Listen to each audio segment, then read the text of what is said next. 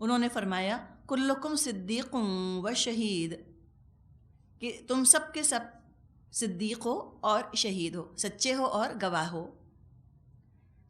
نبی اکرم صلی اللہ علیہ وسلم نے فرمایا اللعانون لا یکونون شہداء، لوگوں پر لعنت کرنے والے شہداء میں شامل نہ ہوں گے، قیامت کے دن گواہی دینے والے نہ ہوں گے۔ ہم کون سی لعنت کرتے ہیں؟ ہم تھوڑی کہتے ہیں اردو میں کہ لعنت و فلاں پر، تو ہم کس زبان میں لعنت کرتے ہیں؟ انگلش میں کرتے ہیں نا۔ اب میں الفاظ دہرانا نہیں چاہ رہی، ایسے وہ تو زبانوں پہ چڑھیں کہ بات ہی نہیں ہے، تو ان الفاظ کو اوائڈ کرے انسان، کسی بھی زبان میں لعنت کرنا اس کی اجازت نہیں۔ اور یہاں لعنت سے مراد ہے مسلمانوں پر لعنت کرنا۔ عمر رضی اللہ عنہ نے ایک مرتبہ لوگوں سے فرمایا تم کو کیا ہو گیا ہے کہ تم دیکھتے ہو کہ کوئی آدمی لوگوں کی عزت اور آبرو مجروح کرتا ہے، تم اس کو نہ روکتے ہو نہ کوئی برا مانتا ہے تم میں سے؟ لوگوں نے کہا ہم اس کی بد زبانی سے ڈرتے ہیں کہ ہم کہیں کچھ کہیں گے تو وہ ہماری عزت آبرو پر حملہ کرے گا۔ یہ ہمارا حال ہو گیا ہے نا، ہم کسی سے بات کرتے ہوئے ڈرتے ہیں کہ لوگ اب کہیں گے تو ریٹیلیٹ کرے گا، ہمیں برا بھلا کہے گا، تو برا کرنے دیتے ہیں، روکتے ہی نہیں اس کو اپنی عزت بچانے کے لیے۔ اس زمانے میں کچھ لوگوں نے جب یہ جواب دیا، اس پر عمر رضی اللہ عنہ نے فرمایا اگر یہ بات ہے تو تم لوگ شہداء نہیں ہو سکتے۔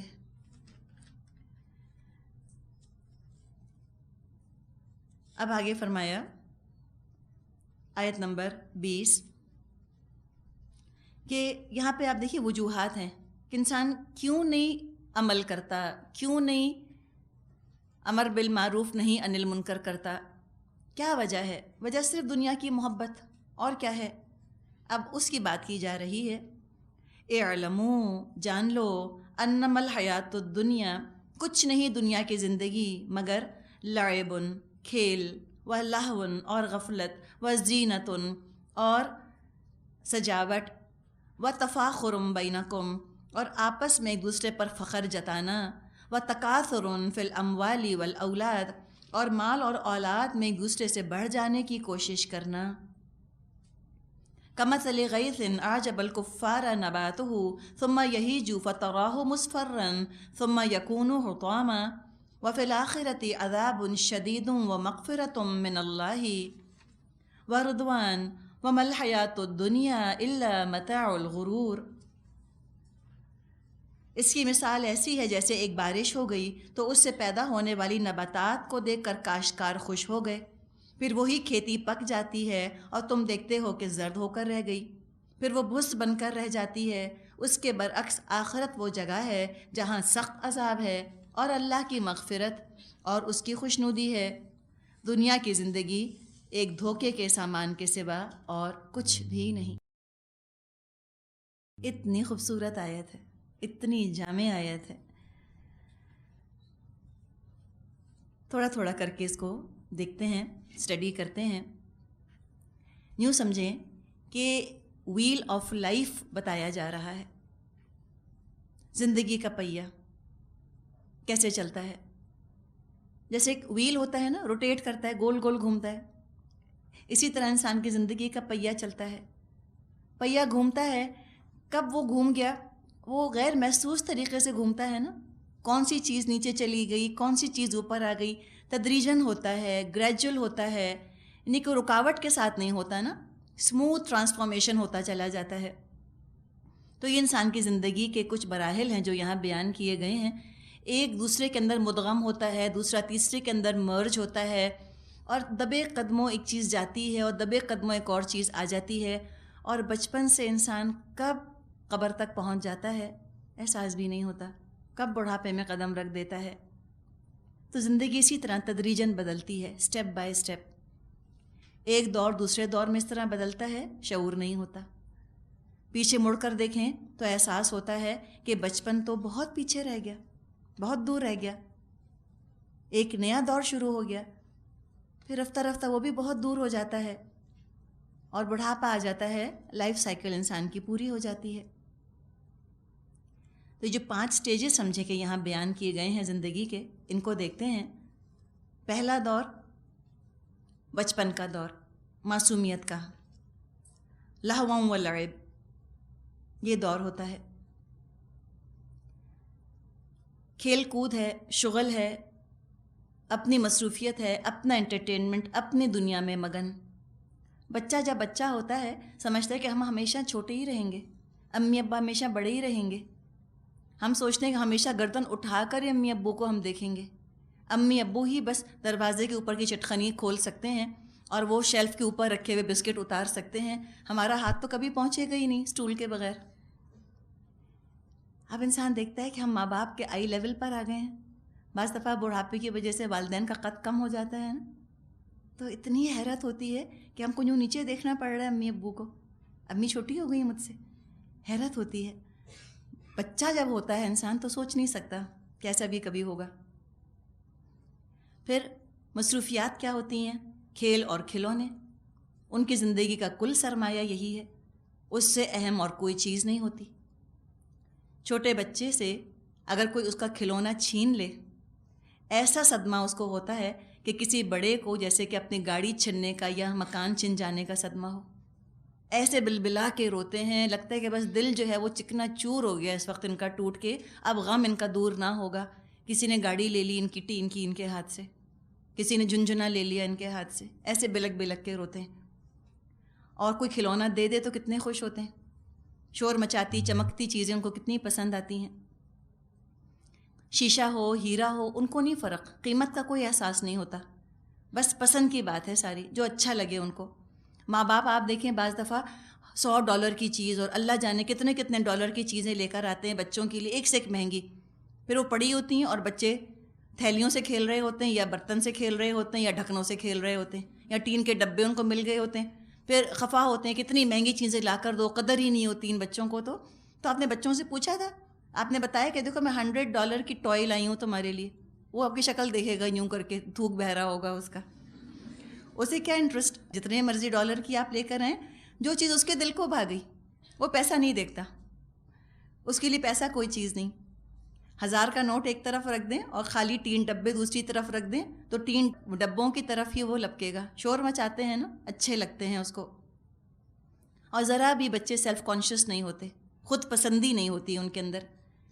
کیسے لگ رہے ہیں، کیا پہنا ہے، ڈائپر ہے ڈائپر نہیں ہے، بب لگا ہے بب نہیں لگا، کھانا جو ہے وہ سارا سیریل ڈرول ہو رہا ہے ان کے منہ سے. انہیں کوئی پرواہ نہیں، وہ پوپلا ان کا منہ اور وہ بس خوش رہتے ہیں اپنے حال کے اندر نا. کوئی سیلف کانشیس نہیں. وہ نہیں دیکھتے، وہ نہیں سوچتے کہ ہم کیسے لگ رہے ہیں اس وقت دوسروں کو. کچھ پرواہ نہیں ہوتی، اپنی چھوٹی دنیا کے اندر مگن ہیں اور بس. اب جو کھیل کود کرتے ہیں انہی کھیلوں میں چوٹیں بھی کھاتے ہیں. ایکسپیریمنٹیشن کی ایج ہے نا، کرال کر رہے ہیں. کرال کرنے سے پہلے بیٹھنا سیکھتے ہیں. بیٹھتے ہیں تو کتنی دفعہ لڑکتے ہیں اور سر پھوٹتا ہے ان کا پٹاخ پٹاخ کر کے. پھر چلنا شروع کرتے ہیں تو گرتے ہیں، پھر لڑکتے ہیں، پھر چوٹیں کھاتے ہیں، پھر گھٹنے پھوٹتے ہیں ان کے. سب کچھ ہوتا ہے، لیکن ہم نے یہ نہیں دیکھا کہ گرنے کی وجہ سے کسی بچے نے بیٹھنا چھوڑ دیا ہو اور اب وہ 10 سال کا ہو اور سیدھا چت لیٹا ہوا ہے کہ نہیں بیٹھوں گا، نہیں بیٹھوں گا تو گروں گا، سر پھوٹے گا. یہ ہم نے کسی کو نہیں دیکھا کہ چلنے کی پریکٹس کرنے میں اس کو چوٹ لگی تھی، اب چلنا ہی چھوڑ دیا، اب اٹھتے ہی نہیں کرسی پر سے کہ نہیں اب چلیں گے تو کھڑے ہوں گے تو کیا پتہ گر پڑیں. دیکھا کسی کو؟ چوٹیں کھاتے ہیں، سب کچھ ہوتا ہے، کرتے رہتے ہیں.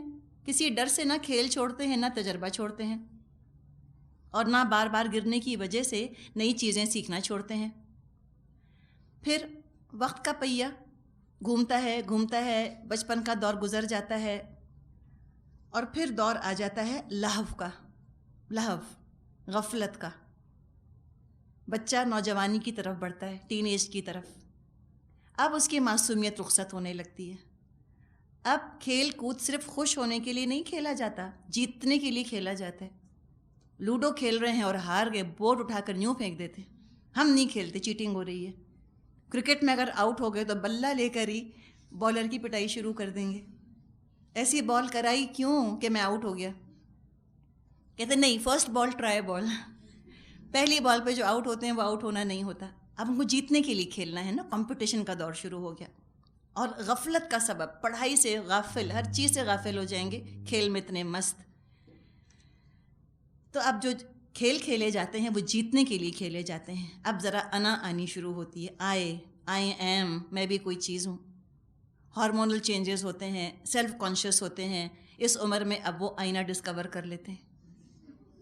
زندگی کا محور ایک سوال، میں کیسی لگ رہی ہوں، میں کیسا لگ رہا ہوں.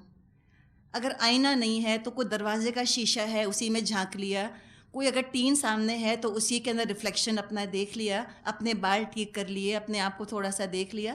آتے جاتے جھانکنا آئینوں میں لگتا ہے کہ دین کے فرائض میں سے شامل ہے. جیسے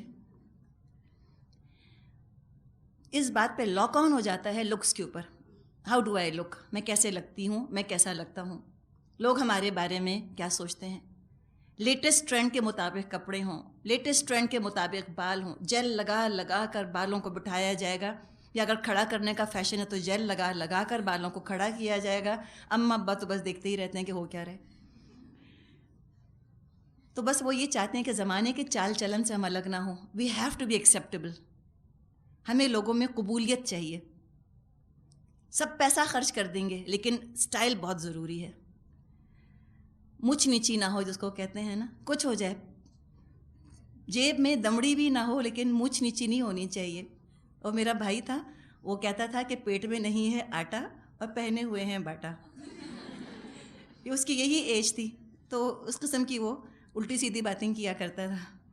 تو یعنی کہ سمجھے کہ احمقانہ سی کہاوت ہے، رائم اس نے بنایا تھا یا لجانا کسی سے سنا تھا، لیکن سینس بنتا ہے. پاس پلے پیسہ نہ ہو، پریٹینڈ ایسے کریں گے کہ پتہ نہیں کس نواب کی اولاد ہیں. چاہے وہ کہیں سے سیل فون لے کر آئیں، بعض دفعہ کھلونوں کا سیل فون ہی لے کے ٹک ٹک کرتے ہیں کہ کسی کو یہ تو نہ ہو کہ سیل فون نہیں ہے میرے پاس. تو کچھ بھی ہو، سٹائل لگنا چاہیے ہمارا. نہایت سیلف کانشیس. این ان کی پسند کے مطابق زندگی کا پیٹرن چلے، کوئی ان پر ہنسے نہ. اور قدرت کے ستم ظریفی دیکھیں، سب سے زیادہ لوگ اسی ایج میں ہنستے ہیں. پمپلز بھی نکلنے ہیں تو اسی ایج میں، اور ناک اتنی بڑی ہو چکی ہوتی ہے، چہرہ پوری طرح ڈیولپ نہیں ہوتا، پورے منہ پہ لگتا ہے ناک ہی ناک ہے جیسے. یا تو یہ ہوتا ہے کہ جتنا وزن ہونا چاہیے اتنا وزن نہیں ہے، یا یہ کہ جتنا نہیں ہونا چاہیے اتنا ہو گیا. اوبیسٹی کا پرابلم بھی اس ایج میں آتا ہے، یا بہت دبلے ہوتے ہیں، آکورڈ ہوتے ہیں، ہاتھ پاؤں لمبے لمبے ہو گئے، گینگلی سے ہو گئے، اور ان کا قد دیکھ کے ڈانٹیں پڑ رہی ہیں بیچارے ابھی 14 سال کے. اماں یہ بھول جاتی ہیں ان کا سائز دیکھ کر. تو اتنے کنفیوژنز ہوتے ہیں، اٹھتے بیٹھتے ڈانٹیں پڑتی ہوتی ہیں. بچپن جا رہا ہوتا ہے نا، یوں کرو، سیدھے بیٹھو، ایسے نہیں کرو، ایسے نہیں کرو. ڈانٹیں بھی کھاتے ہیں اور برا بھی مانتے ہیں، اور ان کو لگتا ہے مجھے کوئی نہیں سمجھتا دنیا میں. ہر ٹین ایج سمجھتا ہے، ٹین ایجر، کہ آئی ایم اونلی ون، میں اکیلا تنہا ہوں دنیا میں، نو بڈی انڈرسٹینڈز می. اور ماں باپ سے بڑھ کر تو دشمن کوئی نظر نہیں آتا. کہ یہ ڈسکوری اب ہوئی ہے میرے اوپر کہ اچھا یہ میری ماں یہ میرا بھلا نہیں چاہتی، یہ تو چاہتی نہیں میں اچھی لگوں. بال باندھو، کیا بال پھیلائے ہوئے ہیں، دوپٹہ صحیح سے اوڑھو.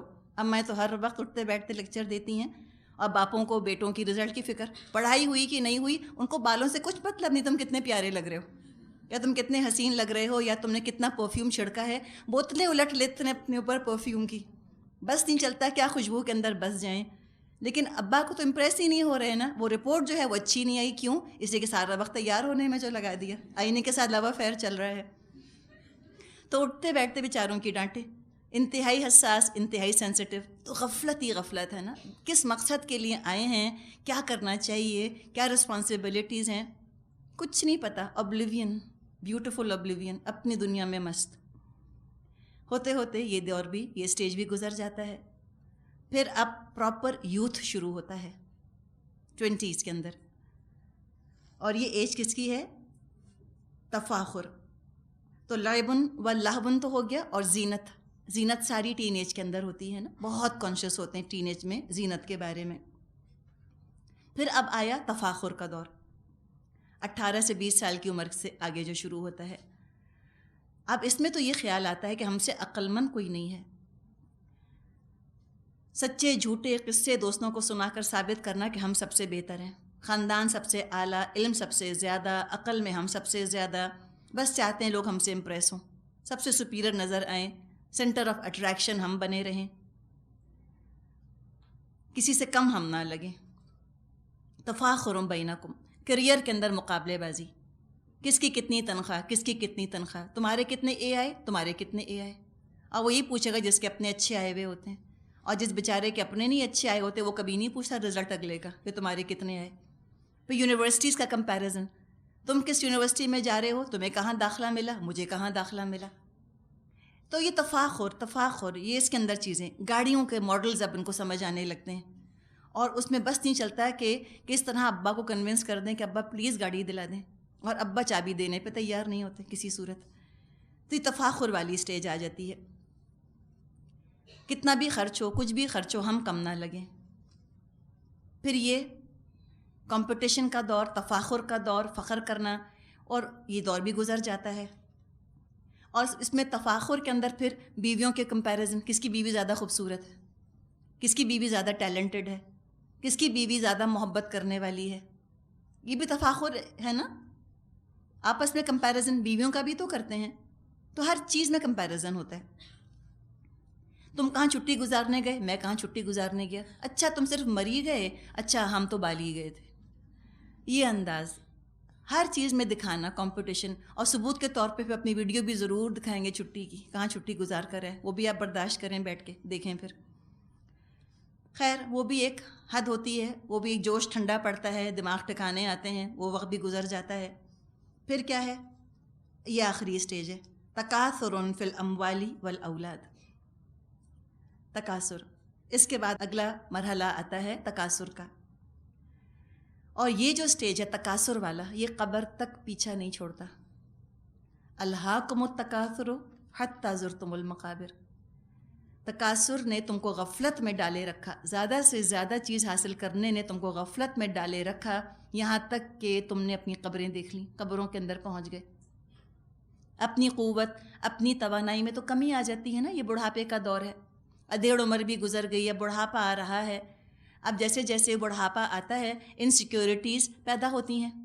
خود تو اب اپنے بازوؤں کے اندر طاقت نہ رہی, اپنے کام خود کر نہیں سکتے, اولاد کی محتاجی, خود کما نہیں سکتے, اولاد کی محتاجی, اور مال کی محتاجی بڑھتی جاتی ہے. پہلے تو ریگولر انکم ہے, ہر مہینے تنخواہ آ رہی ہے یا ہر مہینے پیسہ گھر آ رہا ہے, خود کما رہے ہیں. اب بڑھاپا جب آنے لگتا ہے تو فکر انویسٹمنٹس کی, کتنا انویسٹمنٹ کروں کہ میں کھاتا رہوں گھر بیٹھ کر. تو لہٰذا اس ایج میں مال, اولاد بہت پیاری ہو جاتی ہے. مال بہت پیارا ہو جاتا ہے, اولاد بہت پیاری ہو جاتی ہے. ہم کہتے ہیں نا پوزیسو ہو جانا. اولاد کے بارے میں بھی بڑھاپے میں ماں باپ زیادہ پوزیسو ہوتے ہیں. وہ چاہتے ہیں بس اولاد ہماری نظروں کے سامنے رہے, ہمارے آگے پیچھے پھرتی رہے. بچے اگر کم ہوتے ہیں حسرت ہوتی ہے کاش اور ہوتے. اسی طرح آپ دیکھیں بڑھاپے میں جس مجلس محفل میں بیٹھیں گے بچوں کے تذکرے کریں گے, بچوں کی تعریفیں, کتنے قابل ہیں, کتنا کما رہے ہیں, 6 ڈیجٹ سیلری ہے کہ 7 ڈیجٹ سیلری ہے, اسی بارے میں ان کی باتیں چلتی ہیں. اور کچھ نہیں تو تصویریں رکھ کے لے کر آتے ہیں پرس میں, میرے بچے کی امریکہ میں یہ گاڑی ہے, یہ میرے بیٹے نے نیا گھر خریدا ہے امریکہ میں, فلاں جگہ چلیں, جہاں بھی خریدا ہے, امریکہ کو چھوڑیں, جہاں بھی خریدا. لیکن اس طرح وہ بچوں کی دولت کے بارے میں, بچوں کی پڑھائی کے بارے میں, ان کی ڈگریز کے بارے میں باتیں کرتے رہتے ہیں. اگر بیٹیاں ہیں تو سسرال میں کیا وقت ہے ان کی, کتنی لاڈلی بہو ہے ہماری بیٹی, یا میری بیٹی کی سسرال کتنی امیر ہے, اسی پر باتیں کریں گے. تو اولاد کے گرد ان کی باتیں چکر کھاتی ہیں, اولاد پر فوکس ہو جاتی ہے توجہ. اور پیسہ کتنا باقی ہے, کتنا ریٹرن آ رہا ہے, اب اور کہاں انویسٹ کرنا ہے, کتنا خرچ ہو رہا ہے, کتنی اور چیزوں کی ضرورت ہے, یہ فکر لگ جاتی ہے اور یہ ختم نہیں ہوتی. الذی جمع مالہ وعددہ, وہ شخص جس نے کہ جمع کیا اپنا مال اور گن گن کے رکھا. اتنا انویسٹمنٹ, اب فلاں زمین 20 سال پہلے اتنے کی لی تھی, اب اتنے کی ہو گئی. ہر وقت مانیٹری ڈسکشنز. اور اب سٹائل وغیرہ کوئی امپورٹنس نہیں رہتا, اب کوئی جیل کی فکر نہیں, اب تو پیسہ بچاؤ, اگر سستی چیز ملتی ہے سستی لے لو. کہتے ہیں کہ چمڑی جائے تو دمڑی نہ جائے, کوئی بات نہیں, کوئی نقصان ہو جائے, پیسہ نہیں جانا چاہیے, پیسہ گن گن کے رکھتے ہیں. یہ ہے انسان کی زندگی کے 5 سٹیجز, 5 مراحل, جن سے کہ میجورٹی ہمکنار ہوتی ہے. یہ 4 ہوئے ہیں نا, تو اگر آپ اس کو بھی گن لیں کہ جو زینت والی بات, یہ لیکن لعبوں واللہو, ٹھیک ہے نا, لعب اور لہو یہ بچپن کا بھی دور تھوڑا سا اگر وسیع ہم کریں اس میں آ گیا, اور زینت, یہ 3 ہو گئے. تفاخر 4، تکاثر 5.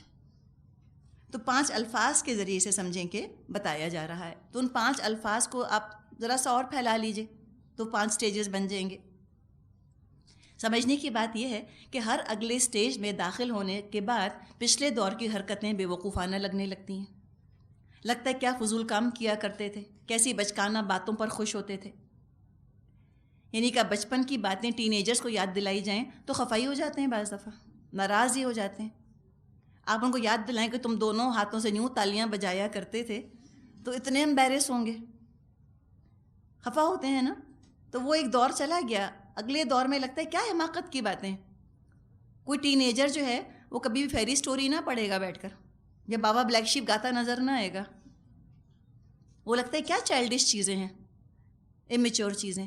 تو یہ دنیا کا حال ہے. ایک مرحلہ، ایک سٹیج دنیا کا جب گزر جاتا ہے تو اگلے میں جب داخل انسان ہو جاتا ہے، پچھلا اس کو امٹیریل، غیر اہم، ان امپورٹنٹ لگتا ہے. تو اسی طرح جب دنیا کی زندگی گزار کر برزخ میں داخل ہوں گے تو دنیا کی زندگی بالکل اسی طرح غیر اہم، ان امپورٹنٹ، بے معنی لگے گی. آج بڑھاپے میں بچپن کے کھیل وقت کا ضیاع محسوس ہوتے ہیں.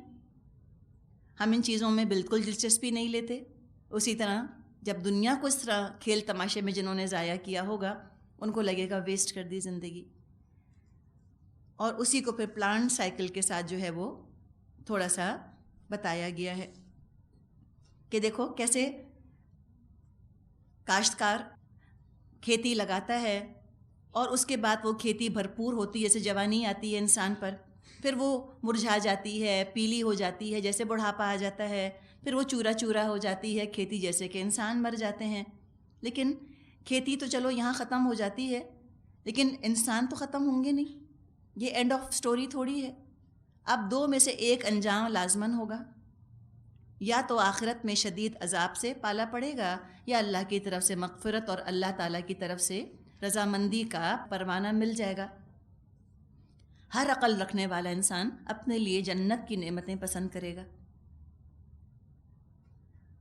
تو انسان ضرور قدرت سے سبق سیکھے. نبی اکرم صلی اللہ علیہ وسلم نے فرمایا کہ دنیا کی مثال آخرت کے مقابلے میں بس ایسی ہے جیسے کہ تم میں سے کوئی اپنی ایک انگلی دریا میں ڈال کر نکالے، پھر دیکھے کہ پانی کی کتنی مقدار اس میں لگ کر آ گئی ہے. بس یہ دنیا ہے، کیا ویلیو ہے؟ کچھ بھی نہیں. جابر رضی اللہ عنہ سے روایت ہے، نبی اکرم صلی اللہ علیہ وسلم کا گزر بکری کے ایک مردہ بچے پر ہوا. راستے میں مرا پڑا تھا. اس وقت آپ کے ساتھ جو لوگ تھے آپ نے ان سے فرمایا تم میں سے کوئی اس مرے ہوئے بچے کو 1 درہم میں خریدنا پسند کرے گا؟ انہوں نے عرض کیا ہم تو اس کو کسی قیمت پر خریدنا پسند نہ کریں گے. آپ نے فرمایا قسم ہے اللہ کی کہ دنیا اللہ کے نزدیک اس سے زیادہ ذلیل اور بے قیمت ہے جتنا ذلیل اور بے قیمت تمہارے نزدیک یہ مردار بچہ ہے. اور ہم کتنی توجہ دیتے ہیں اس دنیا کو نا، کتنا اہم ہم اس کو سمجھتے ہیں، حالانکہ یہ ذرا سی بھی اہم نہیں، بالکل غیر اہم ہے.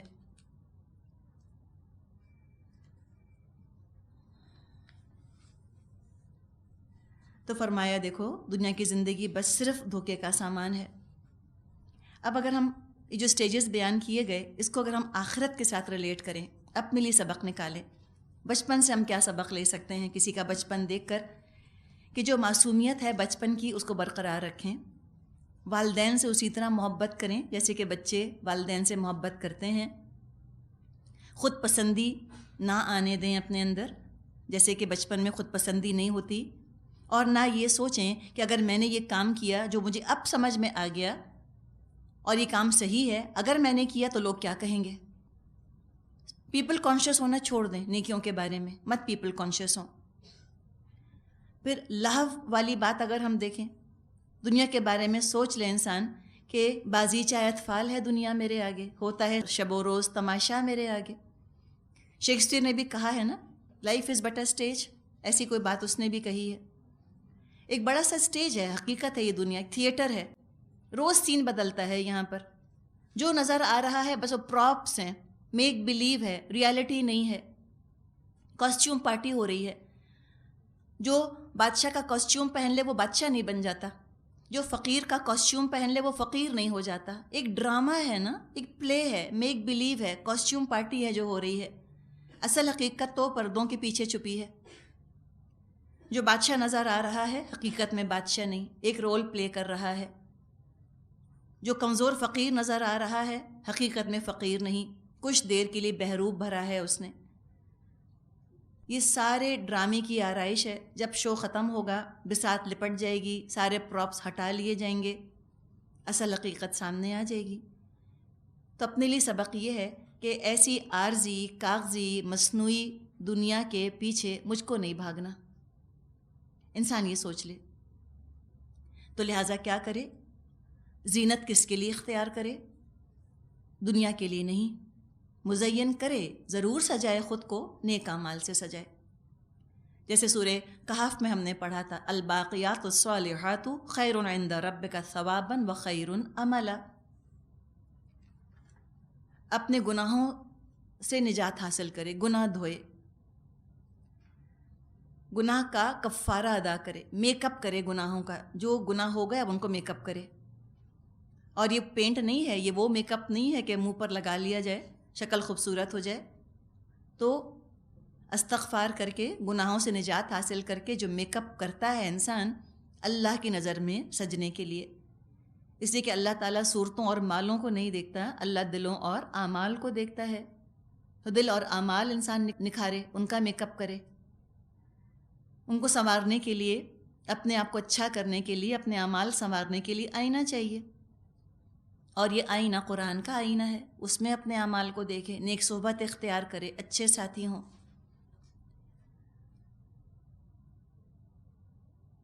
پھر اس کے بعد جو سٹیج آتا ہے جس کا ذکر کیا گیا، تفاخر اور تکاثر کا، تو ضرور فخر کرے، ضرور خوشیاں منائے، لیکن کس پر؟ نیکیوں پر، قرآن جمع کرنے پر خوش ہو. اللہ تعالیٰ نے فرمایا ہے قرآن کے بارے میں، فَبِذَلِكَ فَلْيَفْرَحُوا هُوَ خَيْرٌ مِّمَّا يَجْمَعُونَ. تو ان کو چاہیے کہ وہ اس پر خوش ہوں، خوشیاں منائیں. یہ ہر اس چیز سے بہتر ہے جو کہ یہ جمع کرتے ہیں. تو اپنی زینت اختیار کرے ایمان کے ساتھ. سورہ حجرات میں ہم نے پڑھا ہے نا، وَلَكِنَّ اللَّهَ حَبَّبَ إِلَيْكُمُ الْإِيمَانَ وَزَيَّنَهُ فِي قُلُوبِكُمْ. اللہ تعالیٰ نے تو ایمان کی محبت تمہارے دلوں میں ڈال دی ہے، تمہارے لیے اس کو خوشنما بنا دیا ہے، ایمان کو کھبا دیا ہے تمہارے دلوں میں. ایمان کی زینت اختیار کرے انسان، اور دوری اختیار کرے گناہوں سے. وَكَرَّهَ إِلَيْكُمُ الْكُفْرَ وَالْفُسُوقَ وَالْعِصْيَانَ. اور کفر اور نافرمانی اور گناہ سے تم کو اس نے متنفر کر دیا ہے. تو یہی لوگ ہیں جو کہ ہدایت پانے والے ہیں. تو یہ انسان بہت سارے سبق سیکھ سکتا ہے. اور یہاں بتا دیا کہ دیکھو دنیا کے چکر میں مت آنا، اس کی تو حیثیت کچھ بھی نہیں. تو 5 مراحل، یا چلیں 4 مراحل بتا کر اب پانچواں کہہ لیں یا چھٹا، اب ایک اور مرحلہ زندگی کا بتایا جا رہا ہے. کیا کرو؟ سابقوا الى مغفرة من ربكم وجنة عرضها كعرض السماء والارض اعدت للذين آمنوا بالله ورسله ذلك فضل الله يؤتيه من يشاء والله ذو الفضل العظيم. دوڑو اور ایک دوسرے سے آگے بڑھنے کی کوشش کرو اپنے رب کی مغفرت اور اس جنت کی طرف جس کی وسعت آسمان اور زمین جیسی ہے، جو مہیا کی گئی ہے ان لوگوں کے لیے جو اللہ اور اس کے رسولوں پر ایمان لائے ہیں. یہ اللہ کا فضل ہے، جسے چاہتا ہے وہ عطا فرماتا ہے، اور اللہ بڑے فضل والا ہے. مسابقت، کمپیٹ کرو، تیزی دکھاؤ. جنت کے اعلیٰ سے اعلیٰ درجے حاصل کرنے کے لیے تم کمپٹیشن کرو. جیسے کہ حدیث میں آتا ہے